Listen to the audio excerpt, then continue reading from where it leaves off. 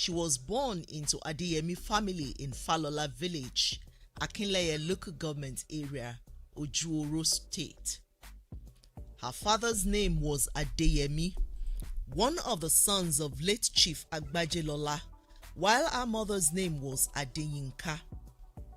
Ashabi was the first child of Mr. Adeyemi, and her younger ones were Bolu and Abike. Having given birth to 3 children, Mrs. Adeyemi decided to stop giving birth because of their poor financial status. Falola Community Primary School was a short distance to Mr. Adeyemi's house. Therefore, his children attended the school. Among the 3, Ashabi was the most intelligent. She was extraordinarily gifted in fine arts. She could draw any object, irrespective of its size, within a very short time. Although she had developed these talents since she was in primary 6, it was only known to her best friend, Amokwe, and few of her other friends. Due to her poor financial background, Ashabi could not develop her potentials as she was unable to finance most of her dream projects. Despite her outstanding performance, Mr. Adeyemi was not impressed. He did not have any plan to sponsor Ashabi beyond primary school.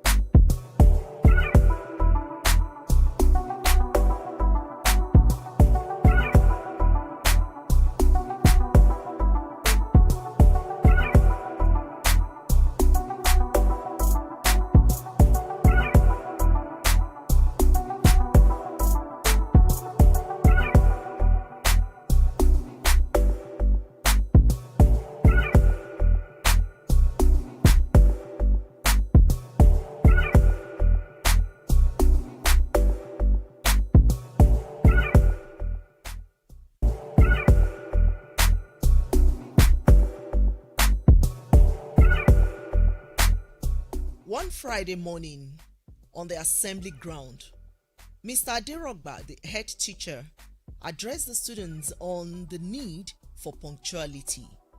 According to him, anyone caught flouting the school rules would be seriously dealt with.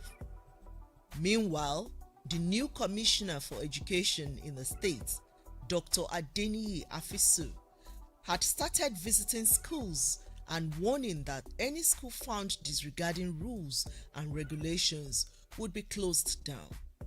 He also warned that after the school, no student should wander about in school uniform. Attitude to students whenever the head teacher was around was like that of a wounded snake. They also believe that she did so just for the head teacher to believe that she is a disciplinarian who is always out to instill orderliness in the school. But in actual sense, she did not exhibit such discipline in her affairs.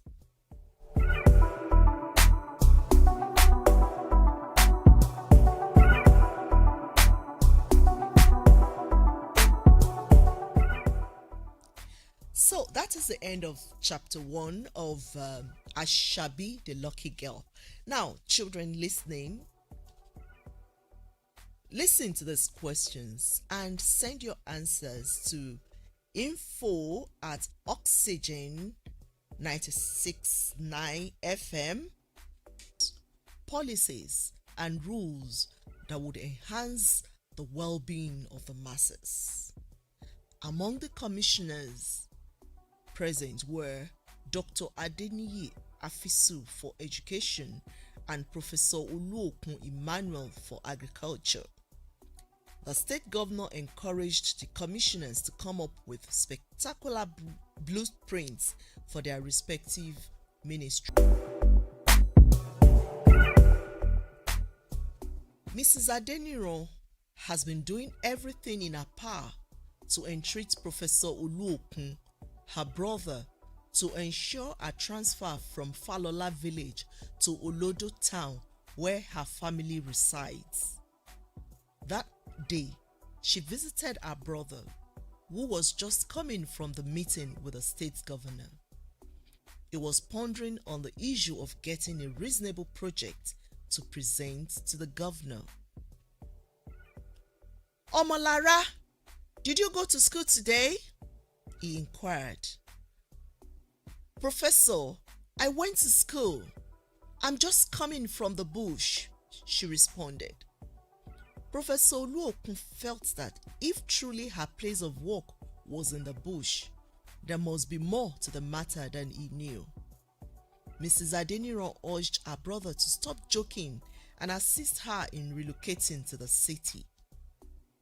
Professor laughed and assured her that something would be done as soon as they had settled down in their office. He asked her to tell him more about the village.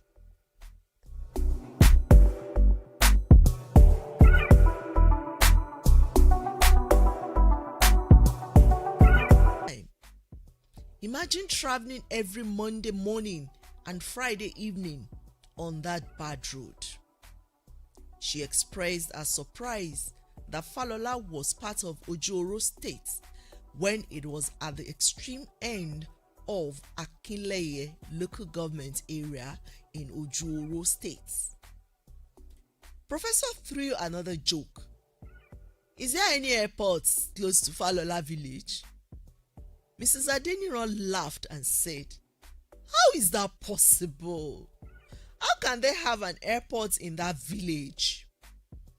Mr. Sodipo further inquired about the village leader, and she responded that they had one Bale, Abubakar Mayowa, who drives an old Mercedes-Benz. After a while, Mrs. Adeniran left a promise to check on her brother again the following week. As she was about leaving, the commissioner said, Call me on Sunday. I need to hear from you before you travel on Monday, since you said there is no network in your village. She promised to call him and left. After she had left, Professor told his personal assistant that his sister had just given them solution to the problem on their table with a hint on Falola village. He planned to visit the village the following Tuesday or Wednesday. To this effect, he told his PA to make necessary arrangements for the journey. Getting 4 intelligent geologists with good cars fully fueled won't be a bad idea, he concluded. To the nation. After his explanation, the High Chief submitted that if anything would be mined from their land, the government must be ready to satisfy some conditions. These include constructing the road linking the village to the city, giving free education to their children up to secondary school level, and processing the raw materials in their village. He also asked that the post of Bale be upgraded to kingship, while the village chiefs to also be accordingly upgraded. The Honorable Commissioner responded that their message would be delivered to the executive governor of the state. He agreed and wanted to go home. At this time, Bolu's noise caught the people's attention, and Mr. Sodipo shouted at Ashabi to take her siblings home on time instead of playing about. Ashabi disappointedly wondered, why is it that any day I wish to show people my talent, there is always an impediment? Today, it is Bolu and this tall man that are not allowing me show these people their images. The next day, she decided to show the images to her class teacher, who encouraged her not to give up on the talents. Getting back to the office, the Commissioner of Agriculture prepared his report and added all the